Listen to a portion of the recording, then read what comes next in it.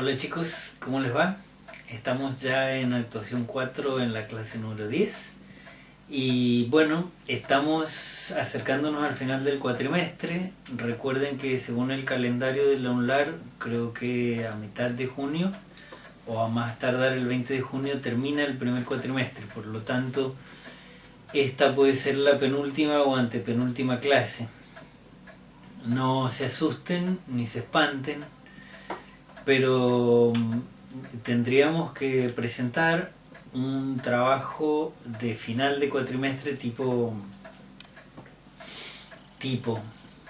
un parcial, como para asegurarnos la regularidad en esta materia que vemos por suerte que por suerte es anual y que nos da la ocasión de poder ir pasando instancias al cuatrimestre que viene, siempre con la esperanza de que nos veamos personalmente y que podamos trabajar en toda la parte práctica, ¿no es cierto?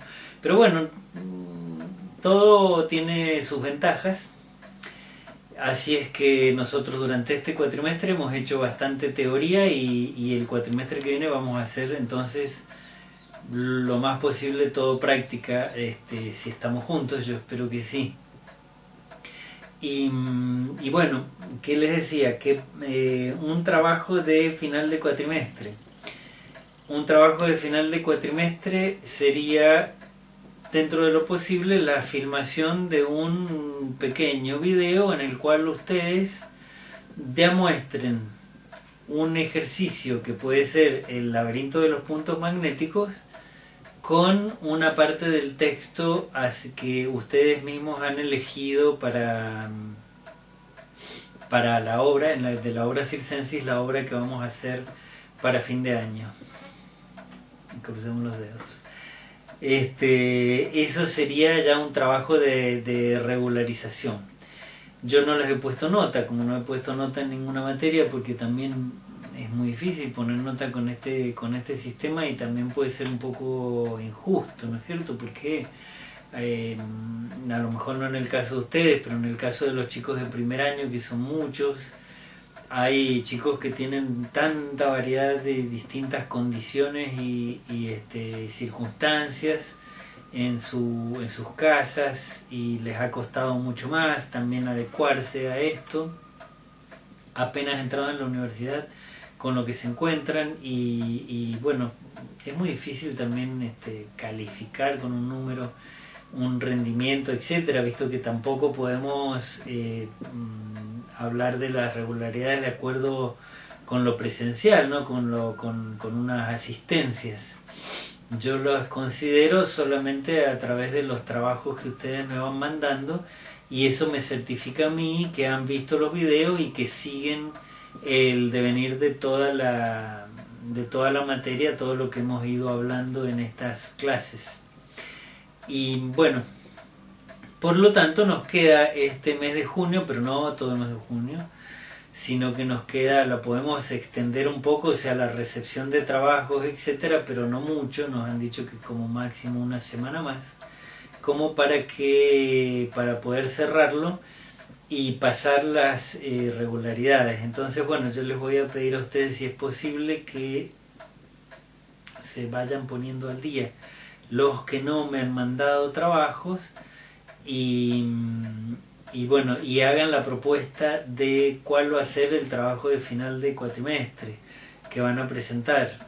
O sea, pueden usar cualquiera de los ejercicios que hemos visto, mejor si son combinados, también agregando cosas del propia cosecha, que ustedes saben, ya están en cuarto año, así que ejercicios saben muchísimo, a lo mejor no son experimentales, pero pueden mezclar y utilizando sí un fragmento del texto que ustedes han elegido de Circensis para trabajar.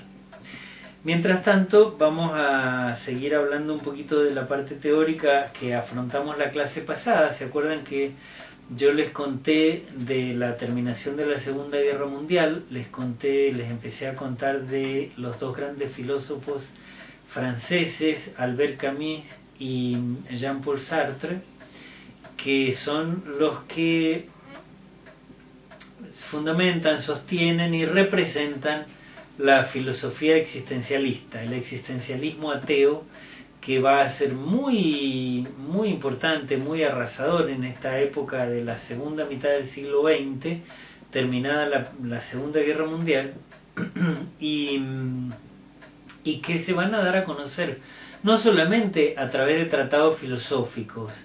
Y esto es muy importante, chicos, porque los tratados filosóficos no están al alcance de todos. No están al alcance de todos, no en el sentido de que uno va a la librería y los compra. No están al alcance de todos como lectura, porque yo lo digo incluso para mí, que tengo una formación literaria en cuanto a trabajo intelectual, muy literaria, y entonces a mí, por ejemplo, leer un tratado filosófico me cuesta un Perú, me cuesta muchísimo.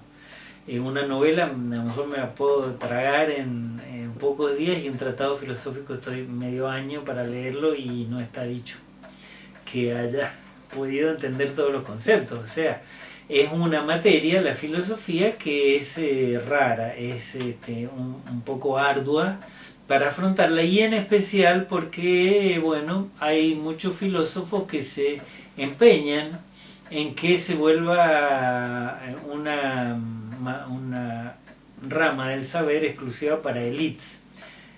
Ojo, y lo hacen a propósito, y esto se lo voy a decir así sin ningún problema, lo hacen a propósito, o sea, escriben de manera tal de que solamente los puedan entender los otros filósofos o gente que está en quién sabe qué nivel intelectual.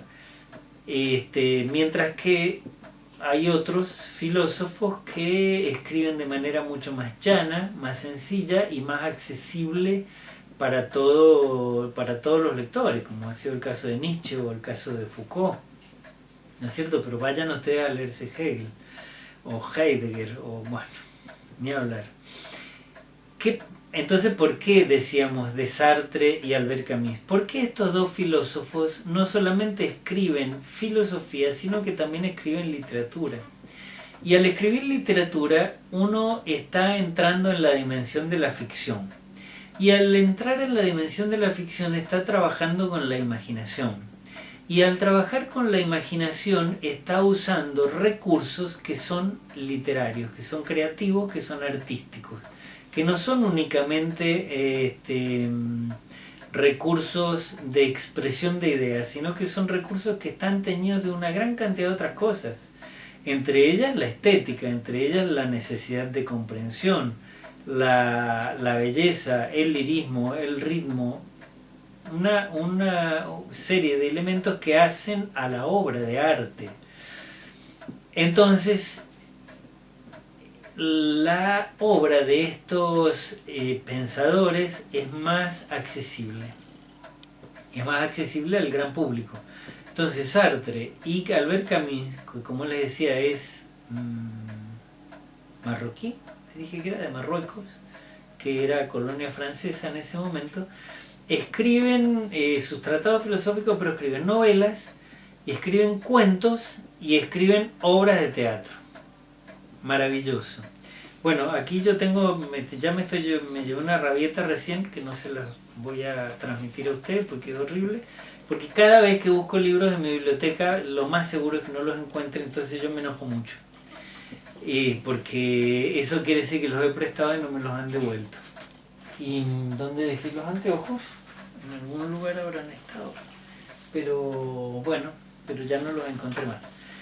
Estos 3 libros, por ejemplo, que encontré, miren lo viejitos que son, de cuando yo era estudiante. Está El mito de Sísifo, El exilio y el reino, y La caída, de Albert Camus. Son libritos finitos, como ven, chiquitos, y ustedes no saben la belleza y la hermosura que tiene la prosa de este escritor. Bueno, en el mito de Sísifo sí podemos ver más un escrito filosófico, mientras que en La caída y el exilio del reino vemos escritos mucho más literarios. Yo les aconsejo, si a ustedes les da curiosidad y les dan ganas de leer estos autores, que lean uno bastante sencillo de Albert Camus, que es El exilio y el reino. O sea, sencillo.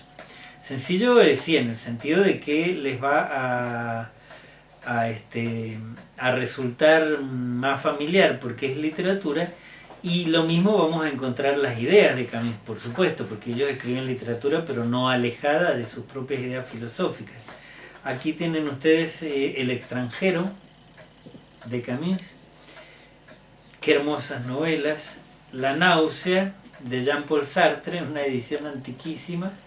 La náusea, y no tan fácil una novela, es una edición histórica, casi que está firmada por el mismo Sartre.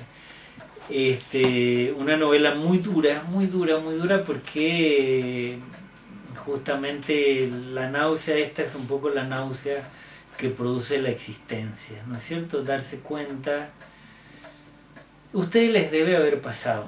Son muy jóvenes, pero ya atinan y son adultos. Por más son jóvenes, son adultos jóvenes. Cuando nosotros a veces escuchamos las declaraciones de un político y sabemos que ese político ha hecho una cosa o la otra que no han sido honestas, ¿no es cierto? Y por ahí aparecen embanderando quién sabe qué justicia, qué sé yo, y a uno le da náusea, ¿no es cierto? Dice, qué asco, qué hipócrita, con qué cara. Bueno, esa náusea es también, si es llevada, bueno, les estoy dando un ejemplo muy casero, ¿no? Pero es algo que produce la náusea de la existencia, o sea, darse cuenta de que nos manejamos en un mundo que tiene esa hipocresía, que tiene esa falsedad, esa superficialidad tan grande que lleva hacia la deshonestidad, hacia la falta de ética y por lo tanto hacia la injusticia. Esto nos va contando Sartre en su novela.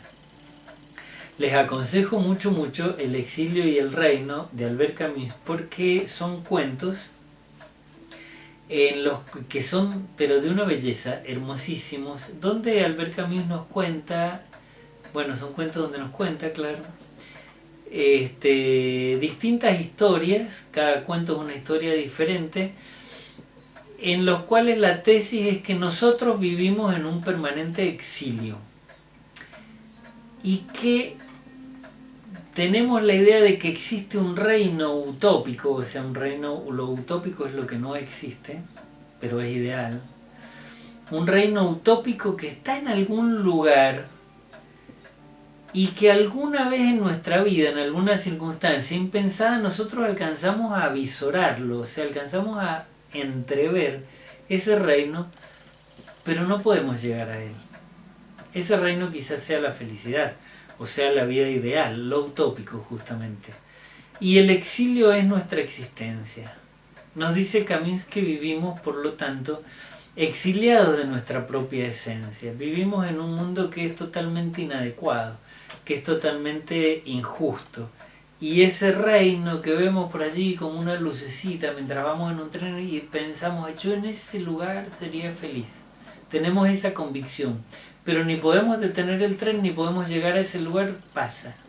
¿No es cierto? Bueno, la sensación es muy desoladora, efectivamente, pero bueno, es así, justamente por eso vivimos en este exilio. El exilio, que los argentinos conocemos muy bien, es estar fuera del lugar donde uno naturalmente tendría que estar, o sea, fuera de su propia casa, fuera de su patria, de su pueblo, de sus costumbres, de su lengua, etc. Y estar fuera, el exilio siempre es forzoso, por más que a veces haya exilios voluntarios, siempre el exilio es forzoso en el sentido de que estamos trasplantados a un lugar que no es el nuestro y nos tenemos que adecuar a ese lugar. Y bueno, les digo que los argentinos lo conocemos muy bien por las dictaduras que hemos tenido en este país y por todos los artistas y la gente, los pensadores que se tuvieron que ir al exilio, dejando sus casas, dejando sus cosas, su familia, sus bibliotecas, sus seres queridos, sus costumbres, etcétera, e ir a trasplantarse a un lugar obligatoriamente. No es para nada lindo. Imagínense como si a ustedes les dicen esta noche, bueno, para la madrugada vos ya tenés que estar fuera de tu casa lejos y dejás todo. No sabes si vas a volver y si volvés alguna vez no sabes si lo vas a encontrar. Eso es el exilio. Pero toda esta introducción del existencialismo ateo era justamente para, en cambio, hablarles a ustedes de cuál va a ser la manifestación de esta corriente filosófica en el teatro. En el teatro se va a dar a través de una corriente que se va a llamar el absurdo. Bueno, íntimamente relacionado con el existencialismo ateo.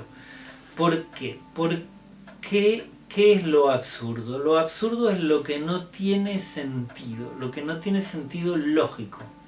O sea, no tendría sentido lógico que el reloj, en lugar de girar de izquierda a derecha, girara de derecha a izquierda. Es absurdo, ¿no es cierto? Nosotros lo utilizamos muy a la liviana, ese término, lo usamos incluso habitualmente, decimos, esto es absurdo, todo es absurdo. Y sí, bueno, es cierto que la realidad es un poco absurda porque no es como debería ser, pero tal vez es lógica, tal vez es lógico que sea así lo humano, ¿no es cierto? Lo humano es bastante absurdo porque no es como debería ser, es como es lo humano, un desorden, un caos, algo bastante inexplicable. Lo absurdo es un término que se utiliza mucho en lo musical, que significa que no tiene armonía. La armonía se logra justamente a través de una combinación de notas y de tonos que hacen que se produzca una melodía armónica. Bueno, en lo absurdo no va a haber esa armonía, por lo tanto se desordena y por lo tanto no tiene esa cohesión que le da una belleza, una estética. El teatro absurdo nos va a demostrar que la existencia no tiene un sentido lógico, que estamos tratando desde hace, no cientos, milenios probablemente, de darle una lógica a la existencia humana, pero que la existencia humana es justamente el material menos adecuado para buscarle lógica que exista en el universo. Le podemos encontrar lógica a un perejil, le podemos encontrar lógica a una piedra, pero a un ser humano, la lógica es muy difícil, porque ya la conducta humana es errática. Puede ser muy previsible, muy analizable, pero es ilógica la mayor parte de las veces.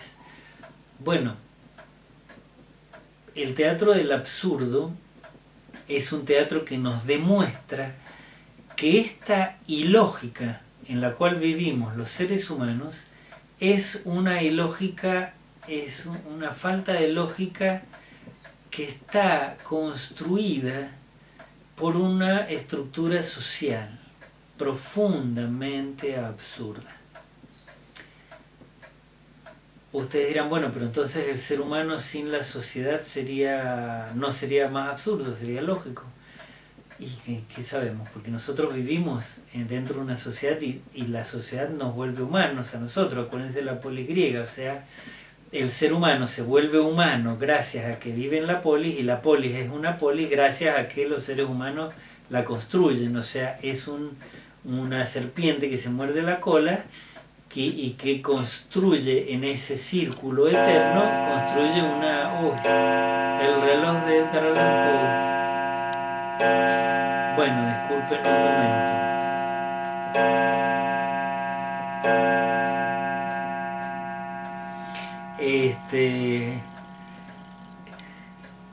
Esa lógica está dada por un ordenamiento social, una comunidad, pero recuerden también que el ser humano debe su humanidad al hecho de vivir en una comunidad humana.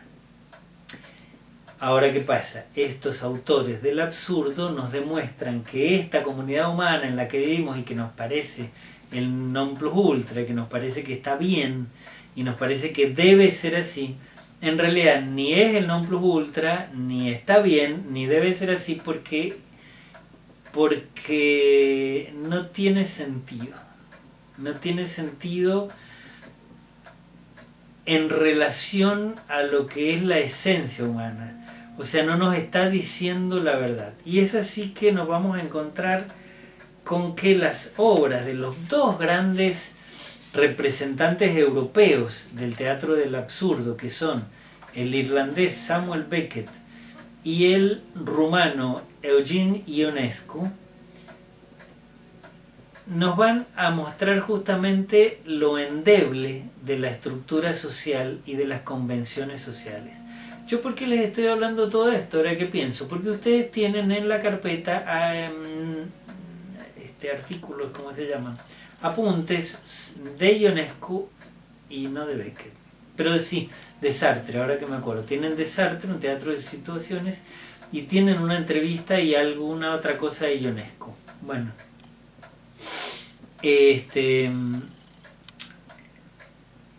cuando Beckett, que se traslada a Francia, en ese momento, Francia, París, porque no toda Francia, solo París, solo la ciudad de París, es el centro de la cultura y la ebullición del pensamiento de Occidente. Se traslada a vivir a París Beckett desde Irlanda, al punto tal que empieza a escribir en francés. Y lo mismo hace Ionescu desde Rumania y se queda a vivir también en París y también escribe en francés. Fíjense qué poderosa la influencia de esta ciudad luz, que era la ciudad donde se generaba y de donde se difundían los lineamientos culturales para todo el occidente, hasta un cierto punto. Después ya no. Bueno, es así que estos dos artistas se van a volver muy populares, muy famosos, porque sus obras van a ser sumamente revolucionarias, van a ser unas obras de ruptura muy grande, muy mal interpretadas, o sea, mal interpretadas en el sentido de que van a ser difíciles de entender, porque detrás de estas obras hay una filosofía, como no hay detrás de todas las obras de teatro una filosofía, desgraciadamente, porque la debería haber, pero detrás de estas obras de las obras del absurdo, hay una filosofía muy contundente, muy clara, muy arrasadora, que es la filosofía del existencialismo, y el absurdo es una demostración teatral de esta filosofía, o sea que las obras necesitan una elaboración y una metabolización de parte del espectador que es muy comprometida, muy gigantesca, muy grande, requiere mucho del espectador. Y es por eso que son obras que difícilmente se han vuelto a hacer y que muchas veces se hacen, ¿no? Yo he visto, incluso he tenido la desgracia de ver alguna representación que las han convertido en obras cómicas, porque hay un paso desde el absurdo a lo grotesco, un paso pequeño pero gigantesco. O sea, es una pequeña grieta pero muy profunda la que hay entre el absurdo y el grotesco. Una cosa es La nona y Esperando la carroza, y otra cosa es Esperando a Godot, Días felices, Final de partida, o La cantante calva, El rinoceronte, las obras del absurdo. El absurdo no es para reírse, si bien nos hace sonreír, nos hace por ahí, a lo mejor una risita la hacemos e inmediatamente decimos ¿de qué me estoy riendo? Porque son profundamente trágicas. ¿Qué tengo aquí? Ah, bueno. No, esto que tengo aquí es Pavlovsky, pero Pavlovsky, que es un autor que yo amo muchísimo, que lo vamos a ver en teatro argentino. También me interesa mucho que veamos Pavlovsky. Pero también lo vamos a tocar ahora en el absurdo. Porque yo estoy hablando, claro, de un absurdo de esta manifestación europea que se extiende a todo el mundo y que va a tener también su correlato en la Argentina, que es país adecuadísimo para desarrollar el absurdo. Imagínense, después del sainete criollo, después del grotesco que hemos tenido, el absurdo es la decantación natural de esa evolución teatral. Pero un momento, ¿qué pasa con las obras de teatro de Beckett y de Ionesco? ¿Cómo se demuestra este absurdo? Bueno, Ionesco lo va a demostrar de una manera más, un poco más directa que Beckett. Un poco más, ¿cómo les diría? A lo mejor un poquito menos filosófica y un poquito más teatral en el sentido de teatralización que viene de una tradición de teatralización de que tiene todavía algo de más tradicional que Beckett, que rompe mucho más, a pesar de que vemos las obras de Ionesco decimos que locura, pero las de Beckett no decimos que locura. Realmente no tenemos palabras para decirlas. Beckett es un poco más filosófico, por lo tanto un poco más profundo y por lo tanto también un poco más difícil. Por ejemplo, les voy a decir solamente una escena de una obra de Ionesco, que es un hombre y una mujer que toman el mismo tren en Londres me parece, y se sientan uno frente al otro y empiezan a hablar. Y en ese diálogo el hombre se empiezan a hacer preguntas, dicen, usted se toma siempre este tren, sí, yo me tomo siempre este tren a 5 de la tarde, usted se sube siempre al vagón 4, sí, yo también, uy, qué casualidad, y usted se sienta siempre en el asiento número 13, sí, siempre, y fíjese, yo me siento en el del frente que es el 14, qué casualidad, y usted también se baja en la estación tal. Sí, yo siempre me bajo en la estación. Uy, yo también, qué casualidad. Y cuando se baja de la estación tal, ¿usted camina derecho por esa calle que está justo frente a la estación? Sí, yo también. Uy, qué casualidad. Y al terminar esa calle, ¿usted dobla a la izquierda y se mete en ese barrio que está a la izquierda? Sí, yo también. Uy, yo también. Qué casualidad. Y fíjese, ¿no? Qué cosa. Y cuando termina, y de esa calle donde hay una casa pintada de rosado, de 2 pisos, etcétera, ¿usted entra en esa casa? Sí, yo entro en esa casa. Hoy yo también entro en esa casa, pero qué casualidad.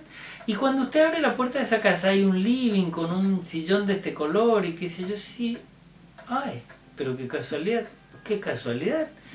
Y hay un pasillo, y en el pasillo hay una puerta de una habitación que es una habitación de una nena. Y arriba de la cama de esa habitación hay sentada una nena que tiene un ojo de cada color. Bueno, una cosa bastante extraordinaria. Sí, es mi hija. ¿Cómo es mi hija? Y también es mi hija. Ay, qué casualidad, pero qué casualidad. Y al terminar el pasillo hay una habitación matrimonial que tiene una cama con un acolchado color fucsia y que cae hasta el piso. Sí, es mi cama matrimonial. Y, ay, también es mi cama matrimonial, pero qué casualidad. Entonces, le dice la mujer, usted es mi marido. Entonces, le dice él, usted es mi esposa. Qué risa nos da esta escena. Claro, qué risa, que habría que ponerse a llorar a los gritos. O sea, hay toda una estructura social, una estructura cultural, que mantiene unidas a 2 personas que no se conocen. Digamos, para simplificar al máximo. ¿No es cierto? En esta obra, como es una escena de toda una obra, de Ionesco nos muestra esto. Es terrible, nos hace reír muchísimo, pero es terrible. Estamos viviendo con una persona con la cual hemos tenido un hijo y no la reconocemos, porque en el fondo no la conocemos. Y eso quiere decir, chicos, que tampoco nos conocemos a nosotros mismos. Eso quiere decir entonces justamente la náusea de la existencia, quiere decir el exilio en el cual vivimos.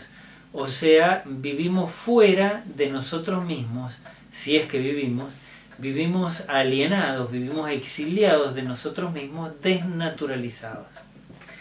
Bueno, en Esperando a Godot, que es una de las obras clásicas y íconos, se dice ahora, del absurdo, y que es de Samuel Beckett, 2 personajes, Vladimir y Estragón, están abajo de un árbol seco esperando a un tal Godot, que no llega nunca. La obra se llama Esperando a Godot y la palabra espera es fundamental y es simbólica dentro de lo que es el teatro del absurdo, porque la espera es siempre inútil en el absurdo. O sea, la espera es trágica siempre, porque la espera no va a dar ningún resultado. Estamos siempre esperando algo que va a pasar que no va a pasar nunca. Vladimir y Estragón están esperando a este Godot mientras están ahí, un poco vestidos como pordioseros, y hablan en un diálogo que es la negación del diálogo. Entonces hay cosas importantísimas que aporta el absurdo, pero en especial las aporta Samuel Beckett, y que son revolucionarias para el teatro. O sea, la eliminación del conflicto. No hay una historia en las obras de teatro, no hay principio, nudo y desenlace. Eliminación de las características psicológicas de los personajes. O sea, no hay un personaje que, como en Doña Rosita la Soltera, digamos, por poner un ejemplo, va evolucionando, o en Pájaro de Barro, que ustedes han leído, Felipa, va evolucionando a lo largo de la obra hasta que al final nos encontramos otra mujer que no pareciera ser que la misma del principio, o sea, es, pero ya ha crecido, ha madurado, ¿no es cierto? Bueno, eso no existe, no hay esa característica psicológica de los personajes. Desaparece, no desaparece el guión de diálogo, ni desaparece la caracterización, pero sí desaparecen los actos y las escenas, sí desaparece el final cerrado, o sea, la conclusión, la resolución. Al no haber conflicto no es necesario que haya una resolución. O sea, el problema empieza in media res, o sea, empieza en la mitad de una cuestión, ya viene ese problema y sigue después de la obra. No se soluciona nada. Es un momento de un devenir que no tiene solución de continuidad. Elimina la escenografía porque no hay una escenografía tradicional, hay una escenografía disparatada, como en el caso de Ionesco, que pone, ¿sí?, relojes andando al revés, o la cantante calva, como está ahí, está peinándose como siempre, cosas que están puestas al revés de la escenografía clásica, que hasta ese momento era un saloncito, una casa burguesa, los sillones, la mesita ratona, etcétera. Bueno, todo eso está dado vuelta en Ionesco, y en Beckett no está. Hay cosas totalmente distintas, como en esta obra, por ejemplo, Un árbol seco, con estos dos que parecen dos mendigos, Vladimir y Estragón, que están todo el tiempo hablando de este Godot que no llega nunca, pero que no lo han visto nunca, que no saben quién es.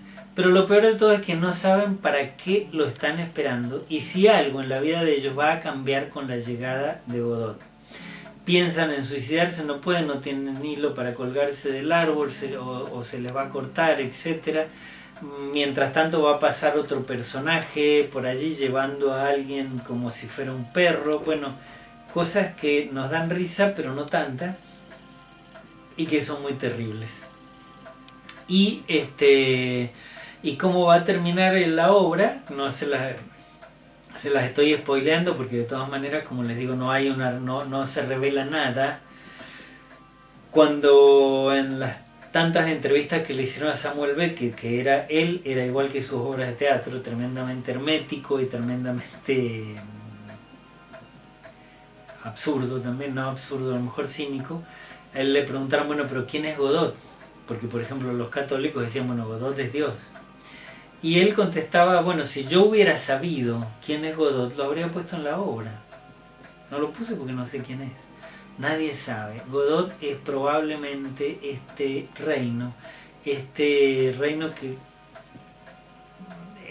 entrevemos desde el exilio y que es inalcanzable y que pensamos que puede traernos algo mejor, algo nuevo, un cambio de vida, pero como no lo vamos a alcanzar, no lo vamos a conocer y verdaderamente no sabemos qué nos va a aportar, es una esperanza inútil, ¿no es cierto? Bueno, Godot es eso. La obra termina en que Vladimir y Estragón dicen, bueno, ya se ha hecho de noche, qué sé yo, vamos a tener que volver mañana. Bueno, vamos, y ninguno de los dos se mueve. Como les digo, la palabra espera es muy fundamental en lo que se llama lo que es el teatro del absurdo, y simboliza justamente esta actitud, esta condición del ser humano, de la existencia humana. La existencia humana, ¿qué sentido tiene? Y todo lo que ha pasado en la historia de la humanidad nos demuestra que no tiene ningún sentido, porque llegado el caso matamos a todos nuestros semejantes sin ningún remordimiento, y después, como pasó en los juicios de Nuremberg cuando se juzgó a los asesinos nazis y lo descubre Hannah Arendt, el mal es banal, porque ¿qué decían? Bueno, lo mismo que decían los militares argentinos cuando se los juzgó, ¿no es cierto? Bueno, la obediencia de vida. A mí me ordenaron que los matara, me ordenaron que los torturara, me ordenaron que los quemara, me ordenaron que los tirara vivos al mar. Yo obedecía órdenes. ¿Y de dónde venían las órdenes? ¿De Dios? Bueno, eso es el absurdo. Chicos, no se los quiero hacer larguísimo, porque aquí tengo todo Pavlovsky para contarles, que me gusta mucho, y Griselda Gamper. Uy, acá estaban los anteojos. Dios mío, la ceguera es terrible. Y se los voy a contar en la próxima clase. Espero que tengamos más. Tengo que ver un poco el calendario. Recuerden, por favor, que vamos a hacer un trabajo, aunque sea breve, sencillo. No se les está exigiendo, yo creo, tanto. También algunos de ustedes pueden decirme: mire, profe, yo no puedo filmarme, le propongo esto, le propongo este trabajo por escrito, le propongo esta otra cosa. Bueno, ustedes tienen también esta posibilidad, chicos, de proponer también otra cosa, pero sí algo que certifique la presencia de ustedes, el seguimiento de las clases a través de estos videos, y que a mí me permita conservar este grupo de alumnos de cuarto año para que pasemos al segundo cuatrimestre, ¿sí? Bueno, chicos, les deseo lo mejor. Cuídense mucho, mantengan alto el ánimo y sigan leyendo y creando. Un beso y hasta pronto.